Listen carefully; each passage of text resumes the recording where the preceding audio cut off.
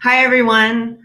I'm Rachel Martin, vintner of Oceano Wines, and this is our virtual tasting room. Our guest today is Dr. Sondra Barrett. She is an inner space explorer of inner space, photographer, cell biologist, among many things. And we're here today to talk about wine viewed through the microscope and wine looked at through an artist's lens. So wine is not just something that we drink just for the heck of it. It's something that we think about and something that has been crafted and created to enhance your life, people's lives. And so I welcome everyone to comment, ask questions.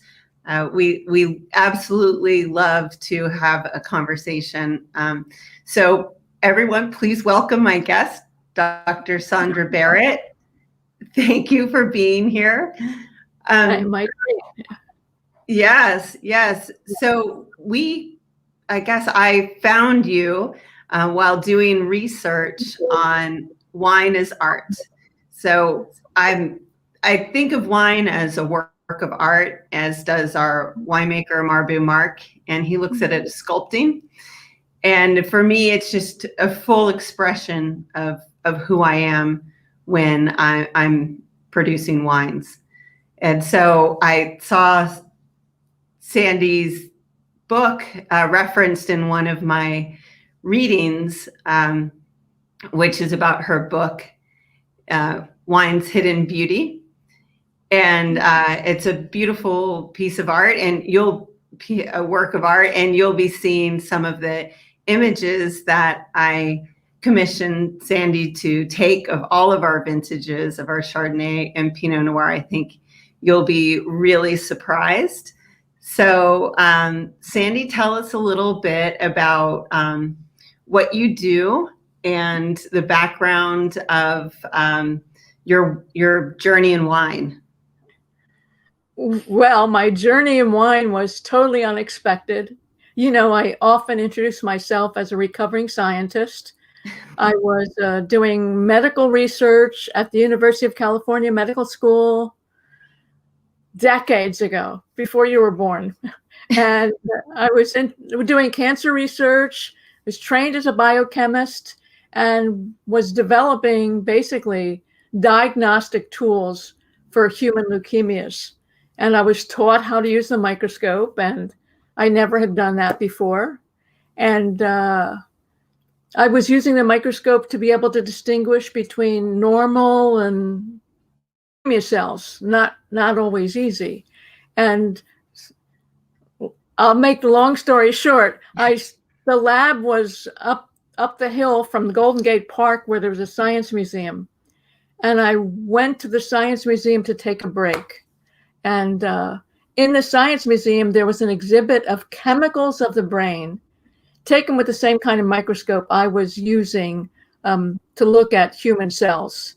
And the chemicals of the brain were amazingly beautiful, abstract art. And I thought, chemicals are only stick figures in textbooks. What is this? So I ran back to my lab and started pulling everything off the shelf. What does it look like?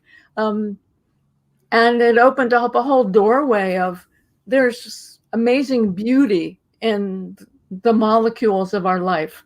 And I started doing slideshows for kids with cancer because I was doing a lot of research with kids, and doing slideshows, show them healthy cells, unhealthy cells, then all these molecules.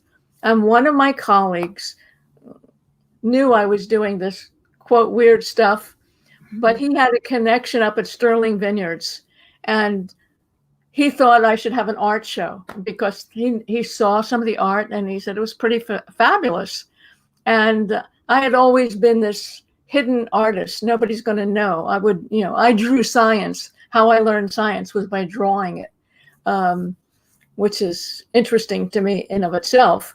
And so I had an appointment up at Sterling Vineyards to see if they wanted me to be their artist in residence. And I had never photographed a wine. I had been photographing vitamins and minerals. And so I went to fortunately, my local market had sterling wines. And I bought a sterling Merlot and photographed it. It was beautiful.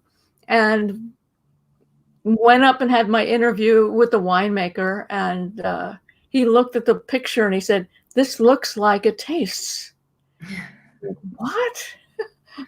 I mean, I wasn't drinking wine. I didn't like wine. So, okay, that was an interesting statement that he made. And so I had 2 years to prepare for the show. And he and the assistant winemaker, Bill Dyer, the winemaker was Theo Rosenbrand. This was in 1982 we started. And they would ask all these questions. What does a wine look like that's made out of a Merlot compared to a Cab, or up on Diamond Mountain or down the valley? What happens during malolactic fermentation? So they would ask all these questions. I knew nothing, but I got intrigued. I mean, I got obsessed, if you know the reality of it. It's like, well, that's a really quick way to learn about wine is, having these, winemakers asking you all these questions.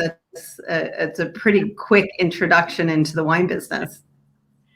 It was a good introduction, which I kept on following up on for years. Like I say, it became an obsession. I couldn't drink a bottle of wine I couldn't drink a bottle of wine. I couldn't drink any wine without wanting to know what it looked like. So I would always carry these little test tubes with me. I should have brought them out. Little test tubes wherever I went, so I could take some drops and see what it looked like. Did you find that say Merlot, when you photographed Merlot, they all had a similarity, or Chardonnay or Pinot Noir? Could you pick it out like in one of your images without knowing which it was? I couldn't pick it out. I could pick out a young wine compared to an older wine. And I didn't send you some of those pictures. I could have, especially with the red wine, you can see it. And the only kind of varietal characteristic I saw was with Sauvignon Blanc, because most Sauvignon Blancs, again, depending how they're made, were really very angular. Didn't matter what vineyard it came from, but how it was made. And some Pinot Noirs, basically from up here in the northern coast area, had what looked like a chromosome shape. I saw that in a lot of Northern California Pinots. But other than that, it was. So it was like a regional marker for Pinot Noir. It felt like that because it wasn't consistent, but I never saw it in any other kind of varietal. So, and in your book, Wine's Hidden Beauty, you speak about the life of wine, the life expectancy, or when wines start to, deteriorate or go, start to die, that you noticed something really special within the photographs that you were taking. Can you explain that? Sure. I mean, like most of this, it was all an accident. What I found, I was doing an event for Chateau Saint Jean, and the winemaker had sent me wines to photograph, and I see an unusual form that looked like a fallen leaf. And I emailed, I didn't email him. I've called him. And like, was it stored differently? And he realized it had been warm where it was stored, and he sent me another bottle, and we didn't see that again. So then as I began photographing older wines, I saw that the wines that I'm saying are losing their vitality show a form that's not in younger, it's not in vital wines. And the question always came up to, well, how is this valuable? Right. How can you make it useful? Well, you could pluck a sample from your shop if you're selling wine and see, did it go or not? But I didn't go in that direction, but it was, someone who was advising me on how to make it practical thought, this would be fabulous to help people see when their bottle in their cellar was going, time to drink it. Right. Yeah. I mean, now you could do it. In those days, I mean, we didn't have Corvan units, so now you could do it to see, Did you ever explore that and get hired by any wine collectors to test some of their wines? Never got hired by wine collectors. I did buy a Corvan unit a couple of years ago. I've yet to use it because it's like, well, I don't have to open the whole bottle to get a sample. I mean, I only need, a couple, maybe 20 drops. So it's conceivable to do that. But is there any special technique that you use for wine as compared to any other substance when you photograph? No. I mean, basically, I'm taking the drops of wine and putting it on a microscope slide. And I don't have to dissolve the wine in anything. So it's not any different than if I'm doing CBD or vitamin C.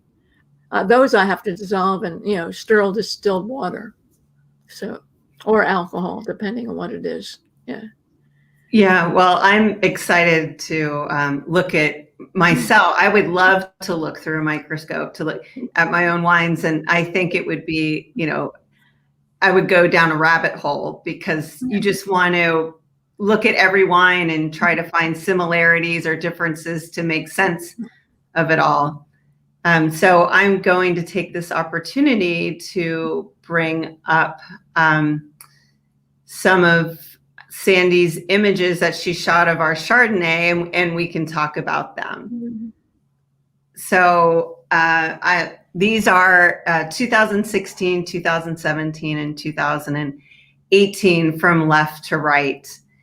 I'll start by just saying that the 2016 we did 15% malolactic fermentation, and the 2017 there's no malolactic, and I also have to say that they're not the same clonal combinations.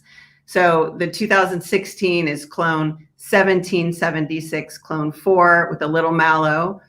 2017, the middle image is clone 17809, clone 4 with no mallow. And then on the right, which I lovingly call a seahorse, it looks like a seahorse to us, that is clone 809, clone 96, and clone 17 without any malolactic. I mean, these are just gorgeous images. And as far as do they look like our wines taste? First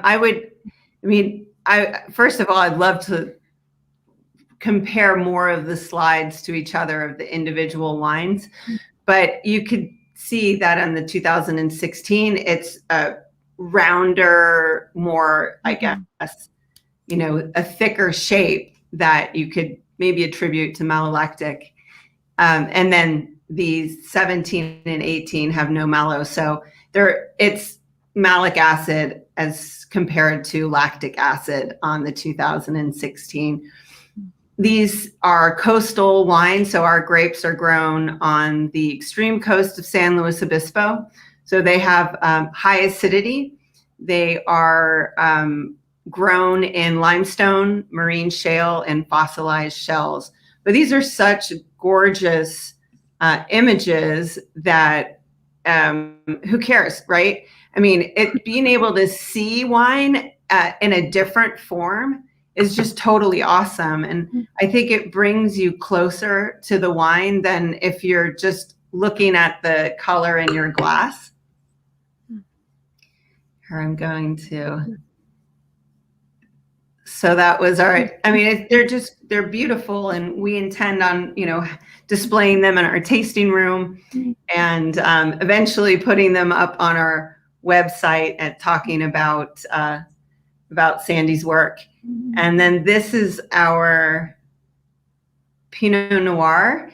So this is 2018 on the left and 2019 on the right. these are pretty awesome images, to say the least. And so the 2018 Pinot Noir was two different clones, clone Swan and 115, same vineyard, so coastal vineyards. And then you have the 2019 that looks like this gorgeous, I don't know, butterfly or something really impressive. It looks like gems on a brooch. I mean, it's just beautiful. And that is a more complex wine. It has 4 clones instead of 2. So that's clone Swan 115, 667, and 777. And in this case, I would say that the images represent the profile of the wines. I'm able to pinpoint or recognize these a little bit easier than the Chardonnay. So, Sandy, what do you see when you see these images? Well, what I see is, I mean, the 2019 Pinot is amazingly. I mean, when I'm photographing them, I have tasted the wine before I photograph them, but I don't have much of a memory of what it was about. But what I see is that the one on the right, the 2019, was a much bigger wine. I mean, it expressed itself that way. It expressed itself in the mouth. And I'm thinking of the 2018, although it was older, in the other images that I probably didn't even send you, it looked like it needed a lot more time to age, because you see when a red wine needs age, there's an etched feeling. You see it's got a very different texture in the picture. And I can just feel that from this image, but I know from the other images that I've captured from this wine, it needed more time to age. The one on the right, the 2019, seemed like it was ready. I mean, it'd be great for you to get a microscope to be able to follow these, to make. Yeah, I was thinking the same thing. And luckily I have my friend, Lucy Morton, that she usually is looking at grapevine diseases and things like that, and not wine. But I know that she'll let me hop on her microscope and take a look for myself. So tell me, how do you see the Chardonnay? What is your take on it? Well, your expression about the 2016, it is bigger. It's a little bit more rounded. I still see it as angular. All 3 of these were angular. I'm not a Chardonnay fan unless there's lots of malolactic. So and that's why I've had one time thought this was useful, because the more angular wines are not friendly to my palate. So yes, the 2016 was bigger. There's some rounded edges because did it have 15% wasn't a whole lot of malolactic. And I know when I've seen, wines that are 100%, you can't compare any of these forms. There's just a different quality. I'm guessing because some of the work I did with Mike Gergich way back when, he doesn't do much malolactic, and he would say these are really better food wines than a wine that's got lots of malolactic, the big buttery, rounded. None of these are really rounded. This has a touch of it. Right, that's true. The 2016 actually has like edges pushing out from the center. It's definitely wine Rorschach. Yeah, exactly. Exactly. And we really, for me in making our wines, I like our wines to be food friendly. And that's one of the reasons that we decided to make wines from a coastal region, is because we know we'll get lots of brightness and acidity in that. So how did your experience with Sterling and then continuing down this path, how did that affect you as a wine drinker? Well, I went to becoming a red wine lover, from not liking wine at all to being a red wine lover. And then when I moved, there's a trajectory of starting in the Napa Valley and moving now to the Sonoma, near the Sonoma coast, that I became a Pinot Noir lover. Nice. And I became really prejudiced. You're telling me you got Pinot Noir from Napa? Forget it. So Right. I became really aware of what are the growing regions for a good Pinot, like down on the Central Coast and up here on the Sonoma coast.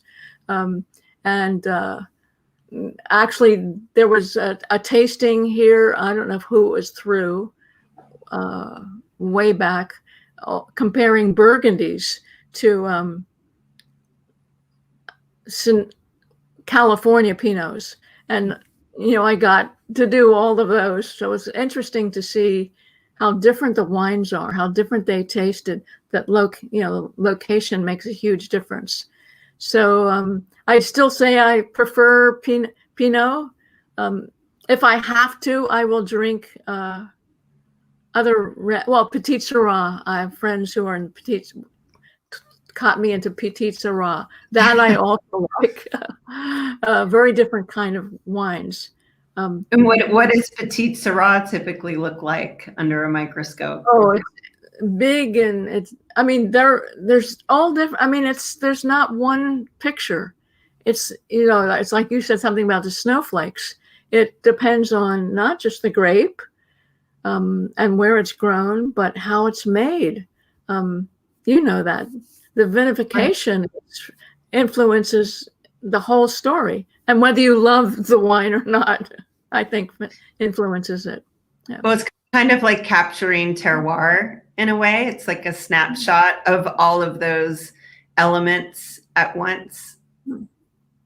Well, it's a snapshot in time. If we think about these photographs, they're time capsules. They show us one moment in time of this particular wine. There are a couple of wines where I was able to look at the same wine 6 months later, and you really see a change. That's what was exciting for me. You begin to see the life of wine. You see it can grow up, become more complex, and then it loses its vitality. Some do, if you get to follow it. But it's just like humans. It's just like humans. Yeah, that sounds like a great idea. Would be to maybe every 3 years or something, do another round of photographs to see how the wine has changed over the years. Yeah. And so do you usually drink California wine, or do you drink wine? I drink California wine, and from the fires we had up here in Napa and Sonoma, I was preferring to drink wines from up here to support, the wineries. Do you think you could find smoke taint under the microscope?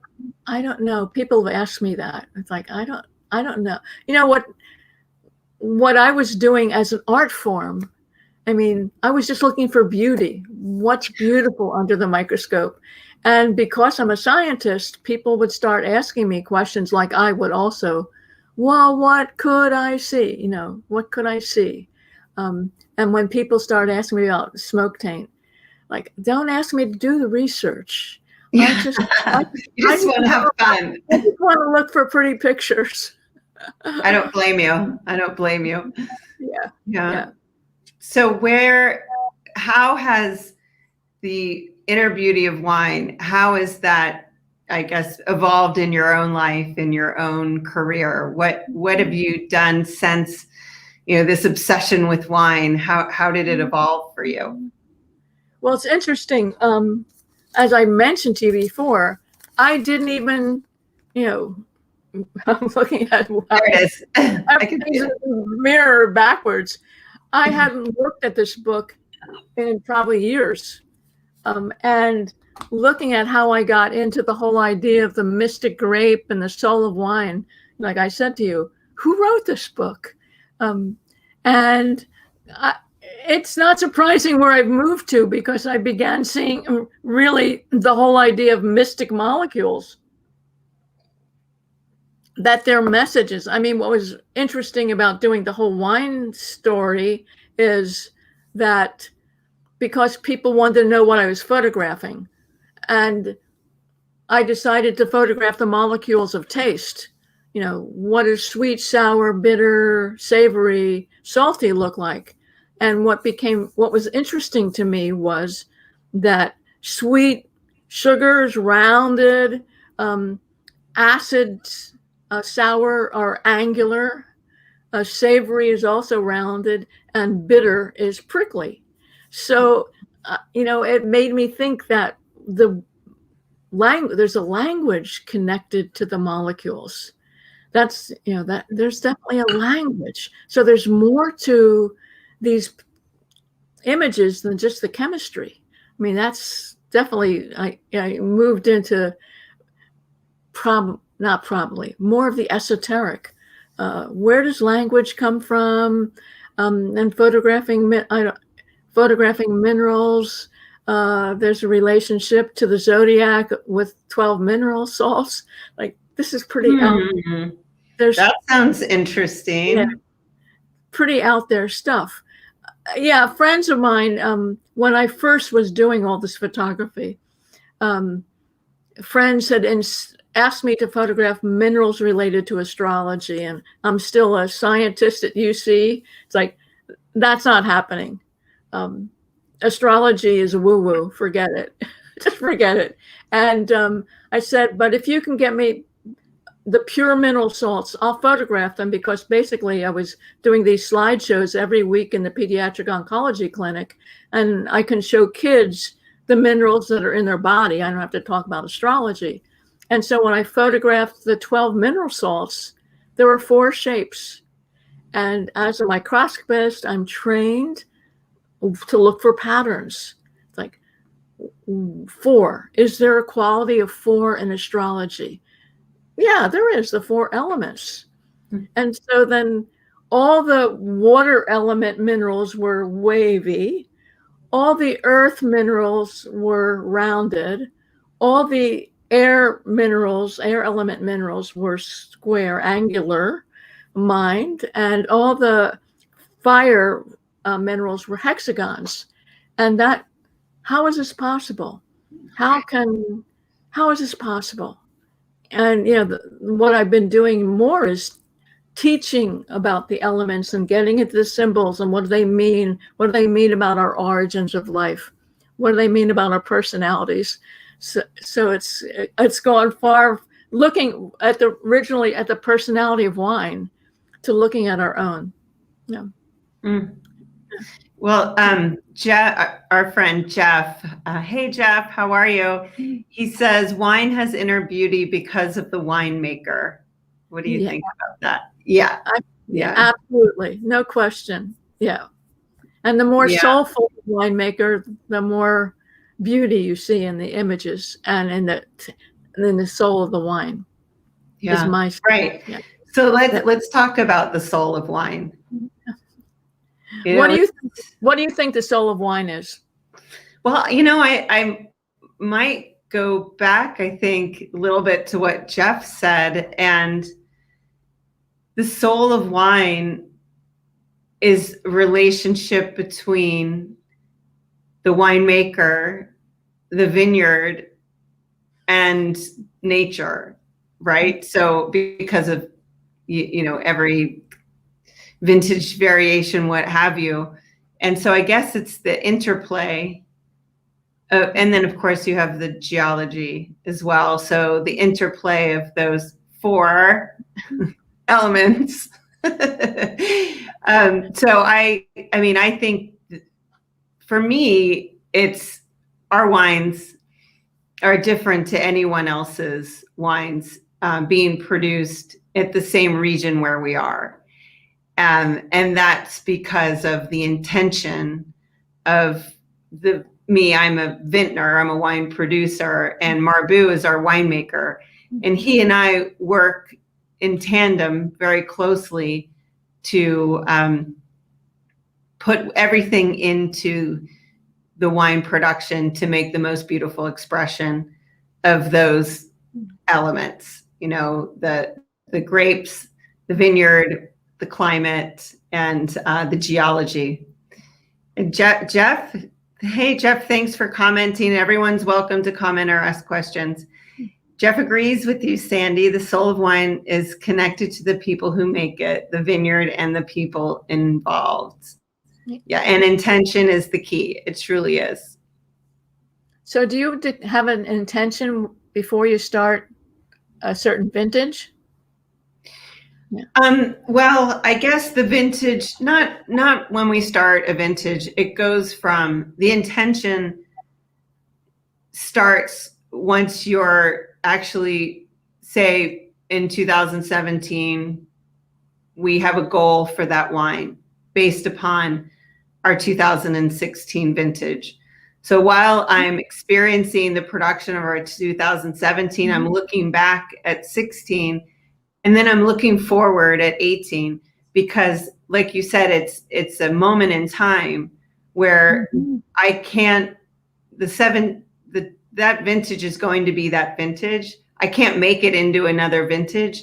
But while I'm on my current vintage, I'm thinking about it, how it's going to be the next year, because I'm thinking of all the little tweaks and changes to be made, because you're always going toward something, toward a goal, and we're going toward a goal, and we're just getting there increment by increment, whether we ever get that perfect idea or, you know, what the intention, because the intention when we started Oceano Wines was to produce distinctive wines from the region that reflect the terroir, and then to it also reflects our taste. So Marbu and I have a certain idea of how we want the wines to be, and we believe we can get there because we understand the terroir where the grapes are grown. And we also make the wine in Napa. We're not making it in San Luis Obispo County. So it's almost, you know, you're like carrying it in a basket as you go, as gently as possible, so that you can, you know, maintain whatever beautiful character that the vineyard and the Mother Nature and the weather has given you. And then you take that and I guess you run with it. You know, you want to create something more. You want to give more to that wine. And that's where the art comes in. That's where I find us to be artists and how we produce the wines, because we have an idea of how we want them to be.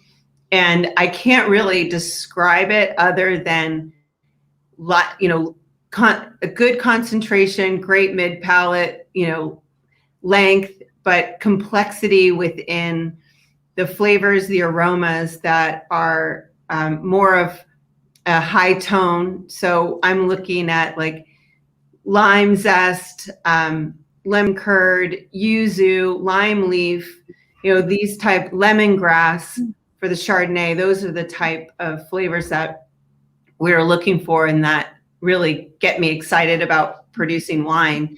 So when I first visited the vineyard, I actually imagined what we would make. So I imagined the wine before ever even tasting a grape from the vineyard. I just could see it. And so I'm trying to get closer to that vision, that goal. And that's the goal, is to I guess, when the practical, you know, meets the imagination. And so, right. So really the imagination, the wine is my imagination of the terroir. So question is, do you make a goal to have every wine every year the same, and to give something that's dependable? We know what your wine tastes like, and 16, so 17, I know I could buy because it'll be the same. Or is it to really nurture the expression of that particular vintage? the goal is not for the wines to be the same. The goal is to arrive at the intended finished wine. That's the goal. So, and every year it changes a little bit because you learn something every year. You always learn, right? You never know everything ever. And so we learn bit by bit. And then thank goodness we have, the weather is different every vintage, bud breaks at a different time, and maybe the fruit set was different one year, or you have less yield in one clone than another. So these are, things that you have to be very, nimble about, and also based on experience. Marbu is our winemaker. He can adapt to the changes, and they're not extreme differences vintage to vintage, but we changed our clone combination. 16, 17, 18 are all different Chardonnay combinations of clones, just tweaking it little by little to try to arrive at that goal, that, that imagination. And then in 2019, we settled on our clonal combinations. But then you have to think about your yield and what you get every year. So it's never, ever going to be the same. So say you have an estate vineyard and you have Merlot, Cabernet Franc, and Cabernet Sauvignon, and you make blends. Well, the yield isn't going to be the same every year. So there's no way you're going to have, the same blend every year. It's just not possible unless you wanted it to be that. And then you could maybe buy a little bit of Merlot or sell off some Cabernet Franc or whatever. But that's the coolest part about wine, is that you don't get the same result every year. I don't want that. I want every wine to be an individual. Yeah, what is its creative expression? Yeah. And then I like to eat with wine. So I like our wines to, pair well with things that grow or nearby, such as, seafood, shellfish, and that really does hold true. What grows together goes together in the region. Yeah. So do you ferment the clones separately? We do. Everything's fermented separately, and sometimes we'll do a couple different harvests for each individual clone as well. So we pick in the middle of the night around 3:00 in the morning, and then we have a refrigerated trailer there already cooled, and we put the grapes in before sunrise. Everything's done. We're done picking, and then the truck goes up to Napa, where Marbu is waiting for them. And typically I'll drive, and it depends. I'm there on the ground during harvest, so I'm supervising that. And then if we're picking again the next day, I stay in San Luis Obispo in Pismo Beach. If we're not going to pick for a few more days, I'll drive up to Napa so I can be there during the processing. And then I come back, every few weeks or a couple of months. It depends on what's going on. But I'll taste, during the fermentation and during the aging.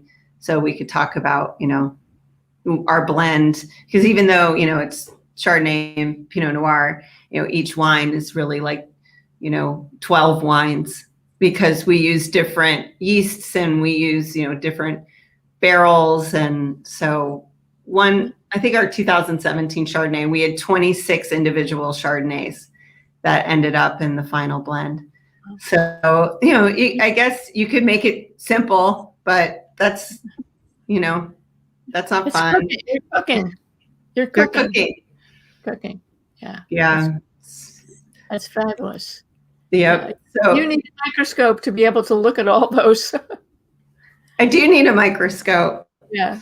I do. So tell me a little bit about what are you teaching classes now? Tell me what I've been teaching online. The most recent class I finished 2 weeks ago, the elemental cell. So because I have another book out called Secrets of Your Cells, Discovering Your Body's Inner Intelligence. So I've been teaching, that came out in 2013, and I've been teaching about cell wisdom, cell health, cell biology, making it practical, in our bodies, not just science, but how can I use the science? And so I've been teaching cellular intelligence, wisdom for decades. And because I really got into this element stuff and studying the symbols and making cards and doing readings, I started, last class was the elemental cell, and trying to bring together the science and the symbology. Can we talk about cell and air and breath, the sacred breath, and how do we bring that into real life? What can we do for our own, say, stress management or breathing? How do we look at, the big breakthrough for me in teaching this last class was, I've been looking at questioning our origins for a long time. Where did life come from? And in this picture of the elements, the hexagon was the fire element, which in many cultures, when we get into myths of creation, the fire is the ultimate element to have life. If we don't have the warmth, we don't have life. And what I also knew before I taught this class was the molecules. This is going a little bit out there, a little farther from wine. The molecules essential for life are all six-sided. We don't get life until we have six-sided molecules. So it was another one of these stories that the molecules have more intelligence in them, intelligence or information in them than the chemistry. So, then I looked at all these, the molecules, glucose is hexagon. The steroids are made of hexagons. So I can go on and on and on. And that took me into this the sacred hexagon from cultures I didn't even know about. In the Kabbalah, the Star of David is basically a hexagon. And when you put the two triangles together, that was a sacred symbol long before the Jewish tradition used it. So it was really interesting to, it's about always learning. I have a curiosity. It's like, well, let me bring in the biology, our cell wisdom with our sacred wisdom. That's more the direction I'm going to. I have been going to. Yeah. Yeah, that's pretty awesome. It's like learning from your own cells. Learning from your own cells, learning from your own molecules and cells. Molecules, yeah. Yeah. And can we talk to them, and what do they have to say? It's like using your imagination. When I've done visual wine tasting events, and I would have people imagine what this wine looks like from your experience. Just to be able to, do, something I was calling winefulness. How do we use our senses and get into the experience of wine? And we use words, but it's a sensual experience. It's a sensual experience. We're trying to use our left brain for a right brain, our whole body experience. Mm-hmm. Yeah, we're just trying to describe so we can communicate with other people. Right. So what is your website? Where can people find more information about you? SondraBarrett.com, SondraBarrett.com. You can find wine stuff, cell stuff, whatever's coming next. The blog, thanks. The blog, yeah. Oh, you have a blog coming up next. I just did a blog on letting go, and I seem to be expanding on letting go and letting be. So that'll be the next. I'll probably get it out this week. Not probably. I will. Yeah. You will. Yeah. I will. And That's a Facebook, there's a Facebook page, a professional Facebook page, just made a video on letting go and letting be. It's the and that's time. on your Facebook page. Yeah, it's Sondra Barrett. That's awesome. Yeah. Come play with me.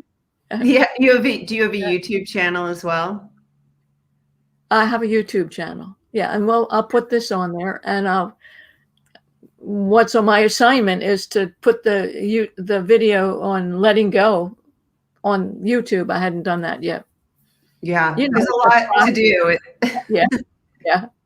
As a solopreneur, there's a lot to do, isn't there? Exactly. Yeah. Well, that's amazing. I love your book, and you can buy Sondra's book. You go to your website, right, to get the book. Not many left, but yeah. I know. I was thinking about buying a few more copies, but maybe I shouldn't hoard them all to myself. Yeah, I thought I would make a second edition, but I haven't gotten there yet. Jeff, you said write it, please. So what do you want me to write, Jeff? He's going to type in.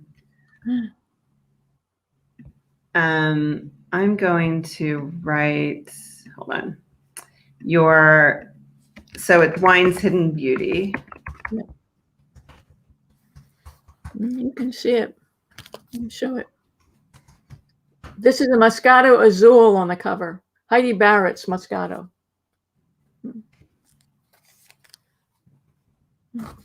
So this is the name of the book, Wine's Hidden Beauty. It's a beautiful book. And I love the idea of, I can't remember who the wine producer was that said, or who it was that said, you should make scarves of these. And Andrei Chalachev. Yeah. Yes. Years ago, when I first started this, I did a presentation. It was WITS, the Wine Industry Technical Symposium, and a grape grower in tears came up to me and said, I don't know what I saw, but I feel something from the pictures. The old kind of slideshows, with a slide projector. And she funded some research for me, and she made a dinner. She wanted Andre, who's taught most of the winemakers in this country. She invited Andre and his wife and a couple of other people to have dinner at her place in San Francisco to talk about what am I looking at? And Andre's first response was, you're looking at the jewels in wine. You need to make jewelry and silk scarves. And because he had been trained in France, that was his idea.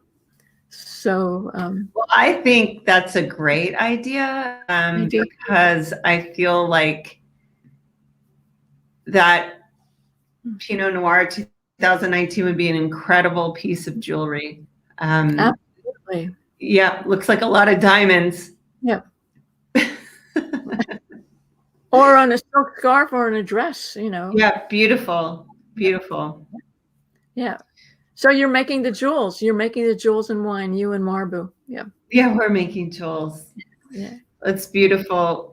Well, Sandy, thank you so much for coming on. It was awesome to have you, and I'm inspired by your work. And I look forward to maybe talking a little bit more about the images themselves. And I'd love to know, all of you out there, if you want to comment later or now, what you saw in those images and what they remind you of. And do they look like wine? Does it look like wine to you? It's an incredible universe, the inner space universe. Absolutely. And do a visual tasting. You could do a visual tasting. Which of the Pinots match this picture? Right. Play with it. Sounds like fun. Thank you, Rachel. Okay. Thank you so much. It was so good to see you again. And I'll be in touch. We'll stay in touch. Absolutely. And happy drinking. Bye. Happy drink. I know. Thanks everyone for joining.